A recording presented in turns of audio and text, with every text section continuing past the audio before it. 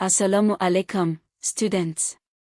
Today we study the Hadith, the recorded sayings, actions, approvals, and characteristics of the Prophet Muhammad, peace be upon him, which form the second most important source of Islamic guidance after the Quran. If the Quran is the constitution of Islam, the Hadith is the detailed implementation and commentary, showing Muslims exactly how to apply the Quran's commands in everyday life. Without the Hadith, Muslims would not know how to perform Salat, prayer, or Hajj in detail, because the Quran commands these acts, but it is the Hadith that specifies how.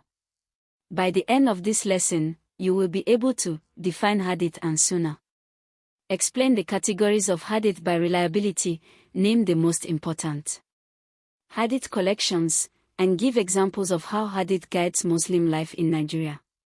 The word Hadith in Arabic means news, a report, or a narrative.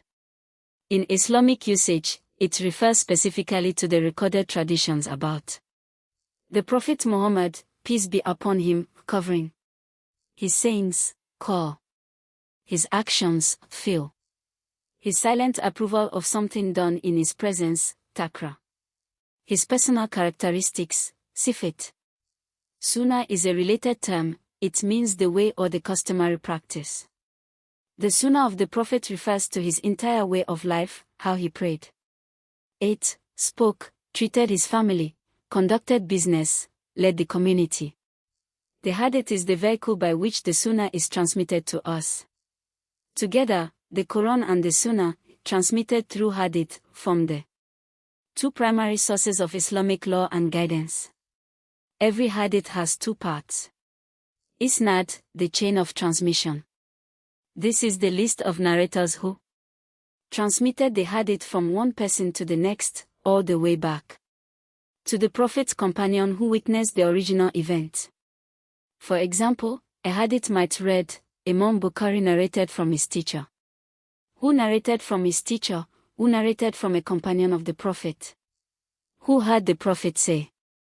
Martin, the actual content. This is the text of what the Prophet said, did, or approved. Islamic scholars developed an entire science, ilm al-Hadith, the science of Hadith, to evaluate the reliability of chains of narrators and the consistency of the content. This system of verification is one of the most sophisticated information preservation systems in human history.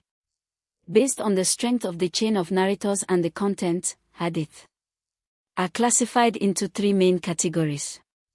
Sahih, authentic. A Sahih Hadith has a complete, unbroken chain of reliable narrators. Each narrator is known to be honest, of good memory, and Muslim. And the content does not contradict the Quran or more reliable Hadith. Sahih Hadith are binding in Islamic law. Hasan, good. A Hasan Hadith meets most of the criteria for Sahih, but one narrator is slightly weaker in memory. Hasan Hadith are still authoritative and used in Islamic rulings. DAIF, weak. A Daif Hadith has a defect in the chain, a narrator is missing, unknown, or unreliable. Daif Hadith are generally not used as proof in Islamic law. Those scholars differ on their use for encouragement and virtuous deeds. Fabricated, Modu, Hadith, those invented and falsely attributed to the Prophet, are completely rejected. The most important Hadith compilations are called Al-Kutab al-Sita, the 6 books. They were compiled in the 9th century CE by 6 great scholars. Sahih al-Bukhari, compiled by Imam Muhammad ibn Ismail al-Bukhari, considered the most authentic book after the Quran, contains approximately 2,600 unique hadith. Sahih Muslim, compiled by Imam Muslim ibn al-Hajjaj, the second most authoritative collection. Together, Sahih Bukhari and Sahih Muslim are called al-Sahihain, the two authentic ones. A hadith found in both is the most reliable. The remaining 4 collections are the Sunan of Abu Dawud, At-Tirmidhi, An-Nasai, and Ibn Majah. in Nigerian Islamic education in schools across Kano, Sokoto, Borno, and the Southwest. Students study Hadith from these collections as part of their religious curriculum. Hadith is not abstract theology, it guides practical daily decisions.